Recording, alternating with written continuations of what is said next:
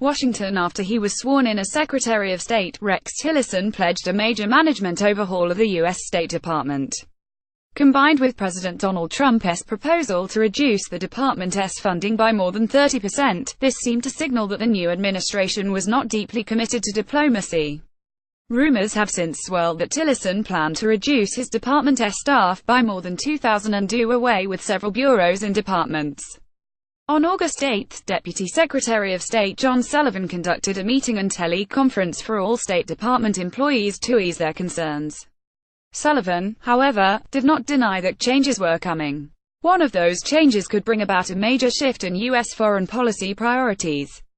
On August 1, The Washington Post obtained an internal State Department email that discussed a new mission statement for the department. The new wording was essentially identical to the department's existing mission statement except for one detail in describing the objectives of U.S. foreign policy and the State Department's work. It made no reference to the promotion of democracy. Elliott Abrams, who served under former President George W. Bush as Deputy National Security Advisor, told the Post, "We used to want a just and democratic world and now apparently we don't." Tom Malinowski, who served as Assistant Secretary of State for Democracy, Human Rights and Labor during the Obama administration, said it has a worldview similar to that of Putin, who also thinks that great powers should focus exclusively on self-protection and enrichment, rather than promoting democracy. Washington-based NGOs that support democracy promotion, such as the Project on Middle East Democracy (POMED), raised alarms about the reported change. POMED Executive Director Stephen McInerney issued a statement saying changing policy in that way would not only be antithetical to basic American ideals but would also benefit autocratic regimes and jeopardize U.S. security. "We urge the State Department to retain and reaffirm U.S. commitments to justice and democracy." The simplest explanation for why Tillerson would propose removing of democracy as an objective of U.S. foreign policy is that it reflects the Trump administration's overall America First agenda and, more specifically, the agenda of the administration's ideological guru, White House advisor Stephen Bannon. He was the driving force behind Trump's proposed travel ban that targeted Muslims and Arabs and described French politician Marion Marchal Le Pen as the new rising star. The simplest explanation, however, is not always the most thorough. If indeed the State Department is preparing to discard democracy promotion as one of its missions, one can point to several possible explanations. Foremost among them is that in recent years the policy of democracy promotion led to some of the worst excesses in U.S. foreign policy history. Abrams, who as noted above is critical of Tillerson's proposed change, was one of the loudest advocates for the 2003 U.S. invasion of Iraq, along with other prominent democracy promoters in the Bush administration.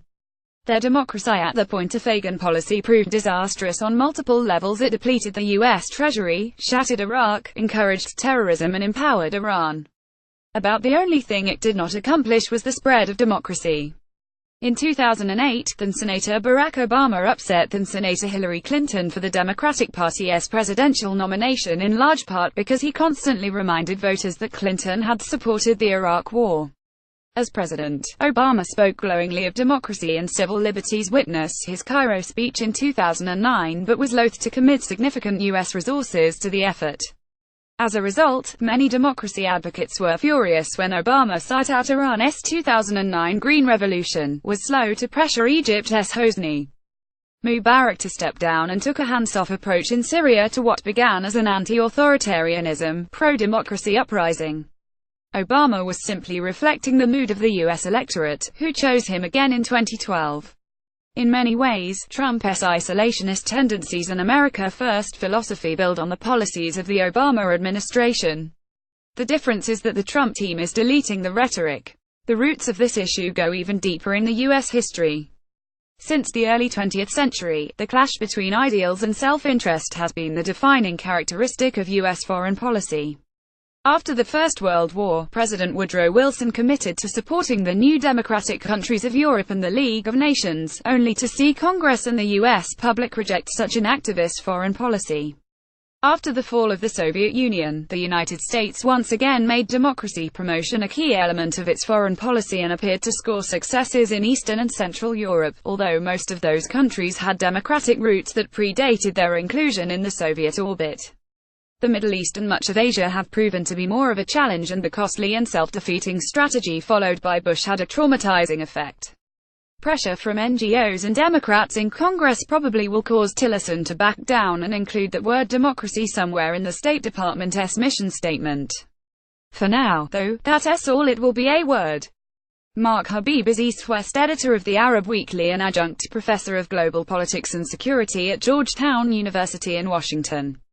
Copyright 2017, The Arab Weekly.